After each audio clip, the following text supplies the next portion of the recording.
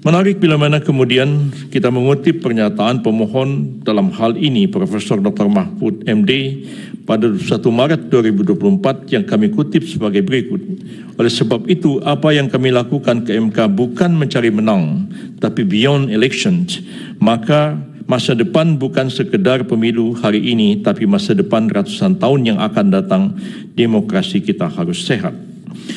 Hal ini terang dan jelas menunjukkan bahwasanya permohonan akuo disusun sebatas sebagai narasi dan buah pemikiran pemohon, sebuah norma yang menurut pemohon baik untuk kemudian dituangkan dalam undang-undang pemilu maupun peraturan perundang-undangan yang relevan untuk masa yang akan datang.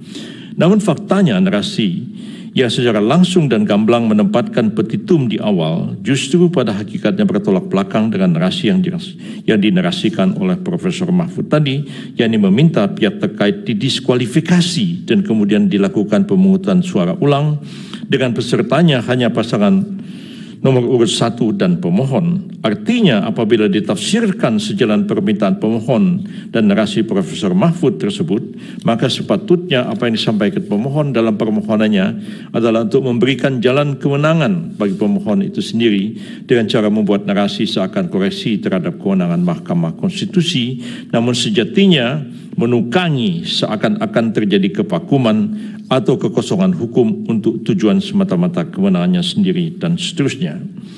Bila mana kemudian kita secara tertib dan komprehensif menelaah dalil-dalil permohonan, pemohon yang berkenaan dengan narasi pelanggaran TSM dan berupa nepotisme dalam pencalonan Pak Gibran Rakabuming Raka dan program bantuan sosial Presiden Joko Widodo, maka akan nampak pula bahwasanya dalil pemohon itu hanya bersifat asumtif dan dianggap pula sebagai propaganda untuk melegitimasi keterpilihan pasangan calon presiden dan wakil presiden pihak terkait.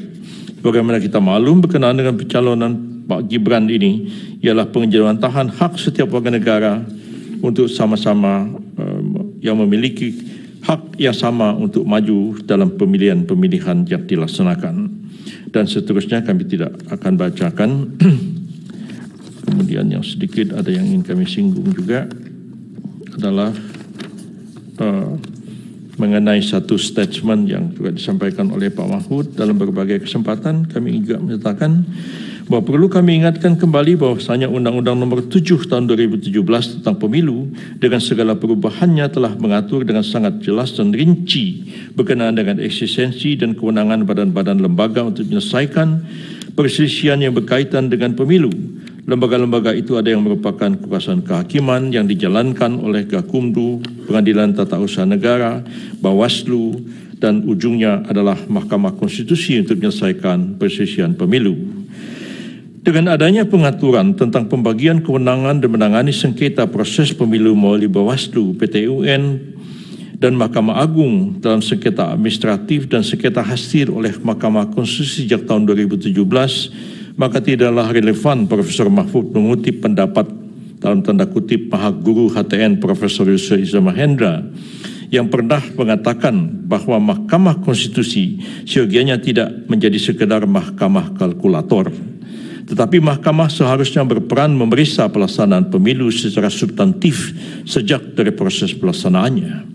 Pendapat itu ada benarnya karena diucapkan pada tahun 2014, 3 tahun sebelum berlakunya Undang-Undang Nomor 7 Tahun 2017 tentang Pemilu yang membagi kewenangan kasus-kasus yang terjadi dalam penyelenggaraan pemilu sebagaimana diuraikan tadi.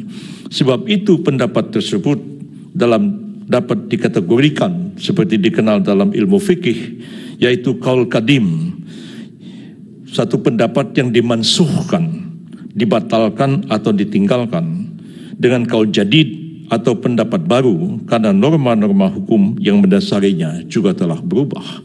Jadi tidak relevan mengutip pendapat 2014 untuk keadaan sekarang karena norma hukum positif sudah berubah.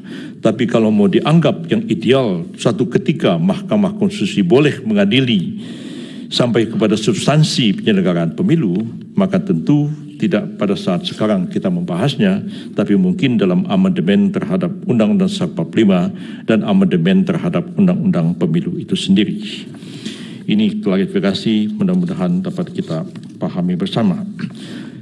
Selanjutnya, sehubungan dengan permohon aku mengemuka pula pertanyaan berikut, yakni apakah pemohon yang merasa telah terjadi berbagai kecurangan dan pelanggaran telah membawa permasalahan yang dihadapi pemohon sehubungan dengan kecurangan dan pelanggaran dalam proses kepada badan-badan atau lembaga-lembaga yang sesuai dengan kewenangan tersebut di atas. Bila sudah, ya, mestinya dilakukan, dan yang dibawa ke Mahkamah Konstitusi adalah bagian terakhir, yaitu persisihan tentang hasil dari pemilihan umum itu sendiri.